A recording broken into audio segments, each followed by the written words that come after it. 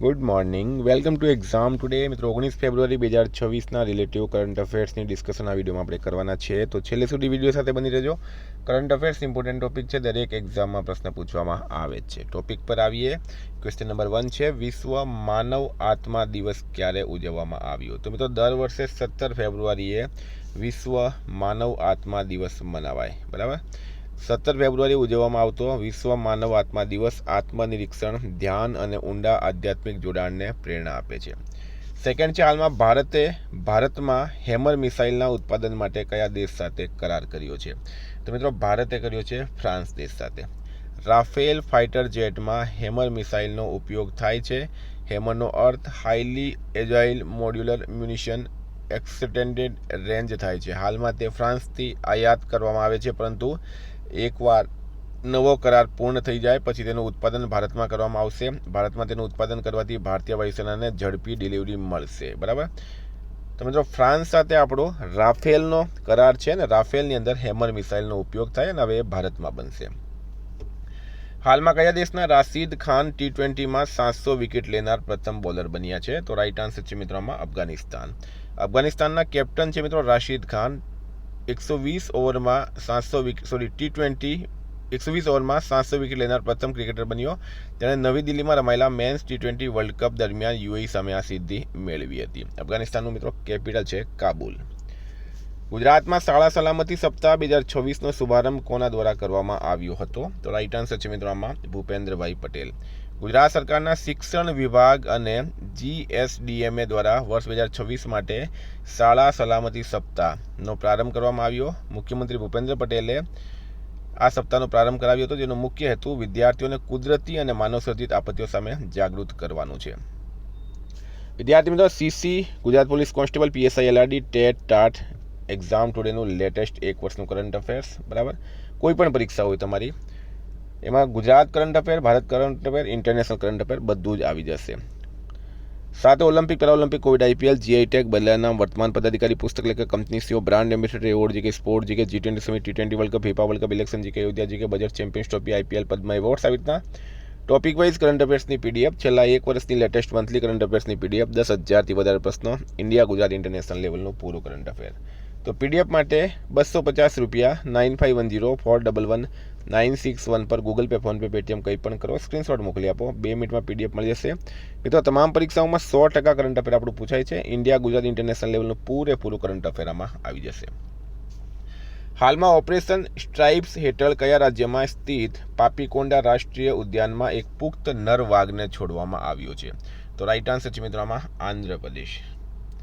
Operation સ્ટ્રાઇપ્સ હેઠળ પોપીકોંડા રાષ્ટ્રીય ઉદ્યાનમાં એક પુખ્ત નર વાઘ એક્સપ્લોરરને ફરીથી જંગલમાં દાખલ કરવામાં આવ્યો. આ પહેલનો ઉદ્દેશ્ય વાઘના સંરક્ષણને મજબૂત બનાવવા અને તેમના કુદરતી નિવાસ વિસ્તારને પુનઃસ્થાપિત કરવાનો છે.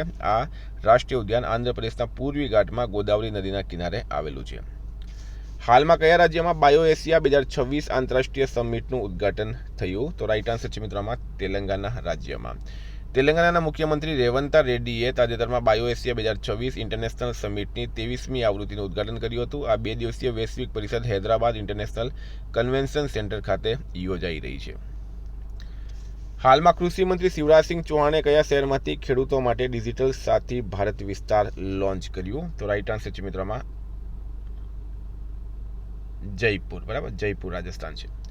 કેન્દ્રીય કૃષિ અને ખેડૂત કલ્યાણ મંત્રી શિવરાજસિંહ ચૌહાણે હાલમાં જયપુરમાં ખેડૂતો માટે ડિજિટલ સાથી ભારત વિસ્તાર લોન્ચ કર્યો. આ પહેલનો હેતુ ખેડૂતોને સ્માર્ટ, સશક્ત અને માહિતીગાર બનાવવાનો છે. આ પ્લેટફોર્મ દ્વારા ખેડૂતોને તેમના મોબાઈલ ફોન પર એક જ કોલથી બધી જરૂરી માહિતી મળી રહેશે. હાલમાં કયા રાજ્યમાં સંશોધકોએ ટેટ્રાટેનિયમ પાઇકાડે નામનો એક નવો છોડ શોધી કાઢ્યો?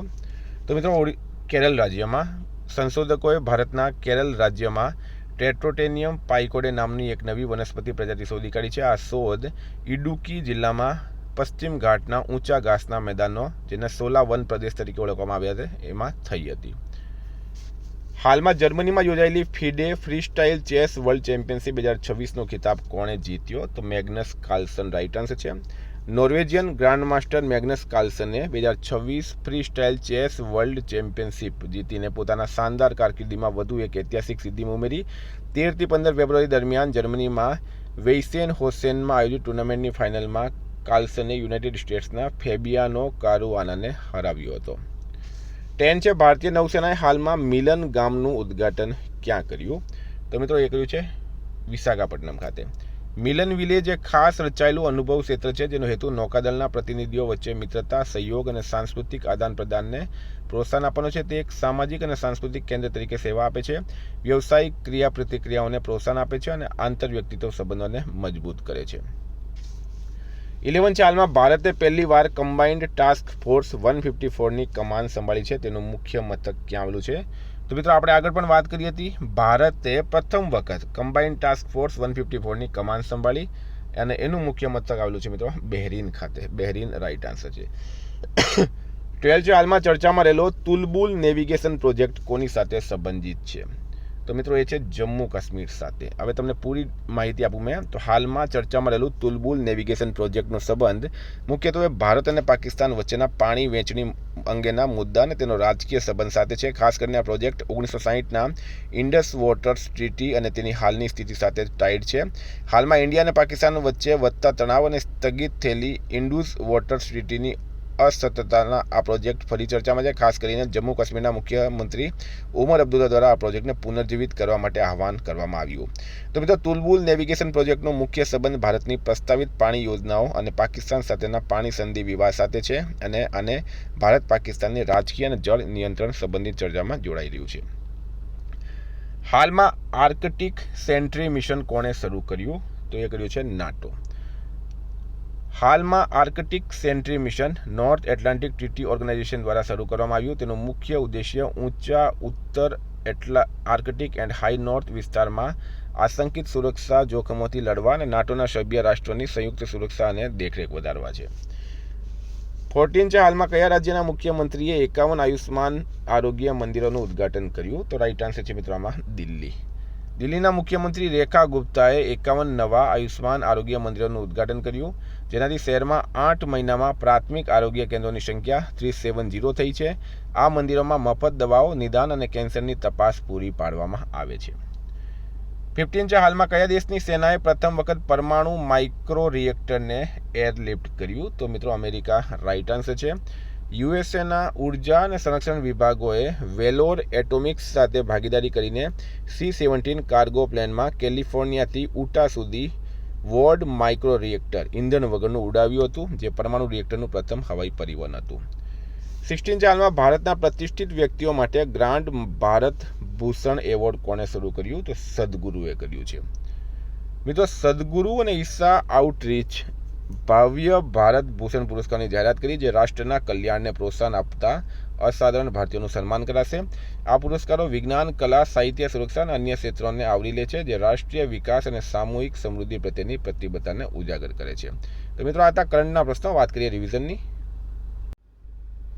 તો 18 ફેબ્રુઆરી 2026 રિવિઝન પર આપણે આવી ગયા. રાષ્ટ્રીય બાદામ દિવસ ક્યારે ઉજવવામાં આવ્યો? 16 ફેબ્રુઆરીએ.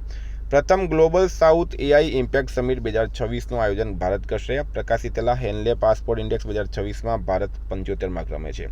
ગુજરાતના નાણામંત્રી કનુભાઈ દેસાઈએ સતત કેટલામી વખત બજેટ રજૂ કર્યું? તો 5મી વખત. હાલમાં ભારત સરકારે કયા રાજ્યમાં સેન્ટ્રલ બેંક ડિજિટલ કરન્સી પર આધારિત ડિજિટલ ફૂડ કરન્સીનો પાયલટ પ્રોજેક્ટ શરૂ કર્યો? ગુજરાત. કયા રાજ્ય ભારતની પ્રથમ વ્યાપક રાજ્ય શહેરી નીતિને મંજૂરી આપી? કેરળ રાઇટ આન્સર છે. આંતરરાષ્ટ્રીય વાઘ સલામતી પરિષદ 2026 ક્યાં આયોજિત કરવામાં આવી? બેંગલુરુમાં. હાલમાં ગેલ ઇન્ડિયા લિમિટેડના ચીફ મેનેજર તરીકે કોની નિમણૂક કરવામાં આવી છે? દીપક ગુપ્તાની. 16મી અખિલ ભારતીય પોલીસ કમાન્ડો સ્પર્ધાનું ઉદ્ઘાટન ગુરુગ્રામમાં થયું. કેન્દ્ર સરકારે કેટલા દસોલ્ટ રાફેલ જેટ માટે 3.25 લાખ કરોડ સોદાને મંજૂરી આપી? 114. B12 પર હાલમાં પ્રિયા ટ્રાયલ ક્યાં હાથ ધરવામાં આવ્યો? પુણેમાં. સુપ્રીમ કોર્ટે કયા રોગની સારવાર માટે સ્ટેમ સેલ થેરેપી પર પ્રતિબંધ મૂક્યો? ઓટિઝમ. હાલમાં કયા દેશની સર્વમ એઆઈ એ ગૂગલ જેમિની અને ચેટ જીપીટીને પાછળ છોડી દીધું? ભારત. કયા આઈઆઈએમ અને ઇન્ડિયન ઓવરસીઝ બેન્કે કાર્યકારી શિક્ષણ માટે ભાગીદારી કરી? આઈઆઈએમ કોઝિકોડ. સેવા તીર્થના અકસ્માત પીડિતો માટે પીએમ મોદીએ હાલમાં કઈ યોજનાની જાહેરાત કરી? પીએમ રાહત. કયા રાજ્યમાં કેબિનેટે ભારતની પ્રથમ જળમગ્ન રોડ રેલ ટનલને મંજૂરી આપી? અસમ રાઇટ આન્સર છે. મિત્રો ગઈકાલે પ્રશ્ન પૂછાયો, હાલમાં ગુજરાત વિધાનસભાના ઉપાધ્યક્ષ કોણ બન્યા? તો પૂર્ણેશ મોદી રાઇટ આન્સર હતું. આજનો પ્રશ્ન છે, ભારતનું પ્રથમ નેશનલ કાઉ કલ્ચર મ્યુઝિયમ ક્યાં સ્થાપિત થઈ રહ્યું છે? વારાણસી, મથુરા, ભોપાલ કે કોઈ નહીં? જવાબ કમેન્ટ બોક્સમાં જણાવજો. વિદ્યાર્થી મિત્રો, વોટ્સએપ ટેલિગ્રામની લિંક ડિસ્ક્રિપ્શનમાં છે. PDF માટે 9510411961 પર કોન્ટેક્ટ કરો. Thank you. ફરી મળીશું. જય હિન્દ, જય ભારત.